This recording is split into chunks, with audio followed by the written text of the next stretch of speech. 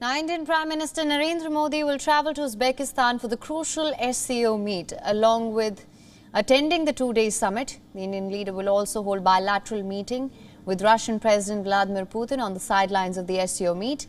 And ties between the two countries have strengthened over the years, with defence and now also energy forming the main pillars.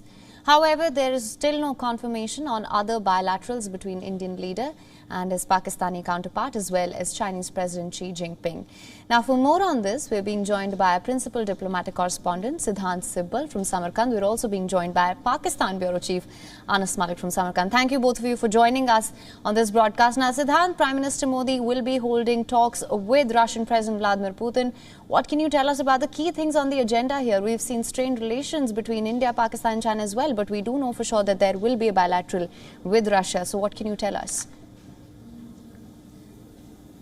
Well, the Russian side has confirmed that there will be a meeting between the Russian President Vladimir Putin and the Indian Prime Minister Narendra Modi. This is the first in-person meeting since the Ukraine conflict started, and we know since the Ukraine conflict, while the defense has been the main pillar of the relationship, energy has become another important pillar of the relationship. India has increased its import of cheap energy from Russia, even though it has been faced with criticism from the West. The Indian External Affairs Minister has many times talked about it, that India needs cheap energy because of various reasons. But if we talk about this meeting from the Russian side as well, we know that the meeting comes amidst the conflict and the increased isolation and sanctions by the West on Russian President Vladimir Putin. President Putin is keen to engage and embrace Asia, especially Asian giants like China and India. For Russian President Vladimir Putin, this meeting is very important. It's in fact a shot in the arm for him, and any picture will be used by Kremlin to showcase that how Russia is not isolated, and also made sure that it is able to tell to the world that in Asia, Russia is being engaged in every front possible. We have seen amidst the COVID crisis, India and Russia engaged with each other. In fact, this is a relationship which is time-tested, and this relationship has stood the test of time. Russians have been helping India in nuclear energy, in terms of sending man in the space, the Gaganyaan mission. So there are several fronts when it comes to this relationship, not just energy and defense, but also increasing the capacity in India. All right, Siddhant, let's just also go across to our Pakistan Bureau Chief, Anas Malik. Anas, thank you for staying on with us now. What can you tell us of the possibility of bilaterals between India and Pakistan on the sidelines of the SCO summit? And also, what will be the key focus of Pakistan during this year's SCO summit?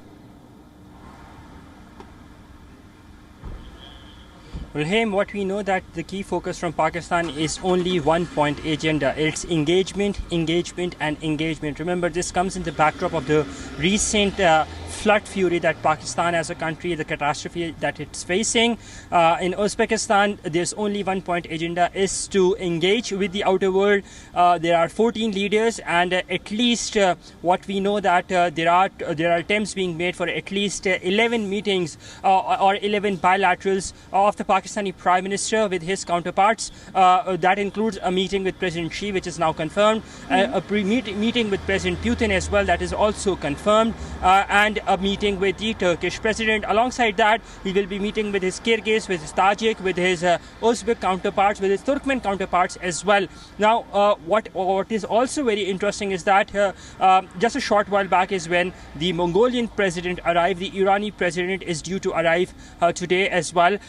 In a short while, we'll be seeing the Irani president being arriving, but the hotel alignment or the stays are very interesting. The Pakistani delegation is almost across or quite nearby to where the Indian delegation is staying, and while officials have ruled out the probability of a structured meeting between the two, they are not ruling out a probability of a handshake or an informal polar side. And remember, it was this very forum, the SCO, in 2019 in Bishkek, when the two prime ministers formally met. The then Pakistani Prime Minister walked up to his Indian counterpart in the holding room in July 2019 and congratulated visited him, and since then there have been no formal interaction per se. So all eyes would be on in here in Uzbekistan on this on the two elephants in the room, Pakistan and India, whether they get to interact or not. Aim? Absolutely, Anas. Let's just also go back to Siddhant. Now, Siddhant, thank you for staying on with us. SCO is also witnessing an expansion, of course. What can you tell us of the impact of this on regional and world order?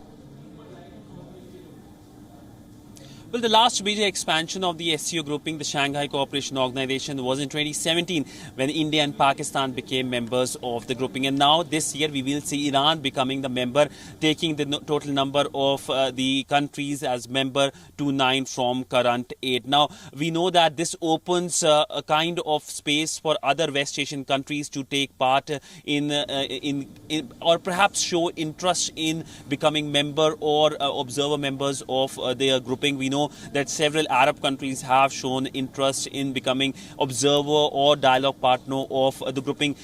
If we look at the SCO grouping, this grouping is already very large grouping in terms of GDP, in terms of population, in terms of geography. Two of the most populous countries in the world, India and China, part of it.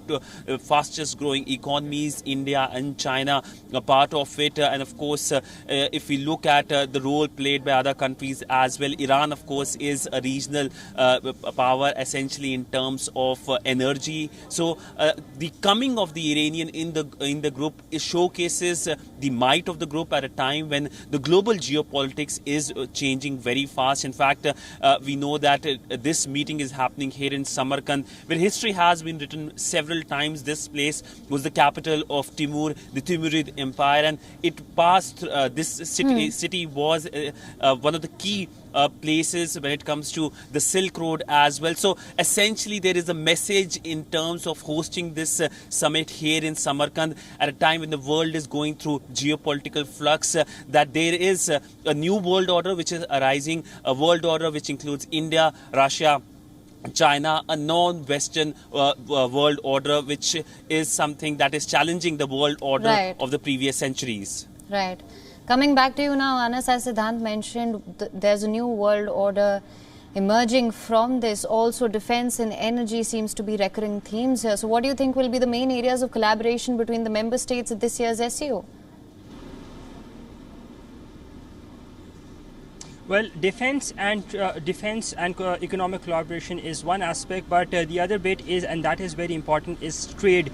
There's a proposal, as what we understand, is that will be ratified by the heads of states in day after tomorrow's summit. That is to trade in local currencies. Now, in the earliest of these proposals, what we see is that what we understand, having spoken to diplomats from different countries on background, is that trade will be done in RMBs, in Russian rubles, and as and when time passes, more and more local currencies will be included. Now, this is a clear-cut try or attempt to de-dollarize the region, the region or this grouping that basically consists of about 40% of the world's population and 30% of the world's GDP. The new regional realignments is something that is very interesting, as Siddhant was pointing out, that this is for a new or an alternate world order to counter that of the Western world, and that is the economic side or the economic aspect is the key, and that is the reason they are going ahead to ratify this key trade agreement, which will enable the SCO member countries to trade in local or regional currencies. Right. All right, Anas and Siddhant, thank you so much for joining us on this broadcast. We will, of course, continue to track all of the developments with you too there.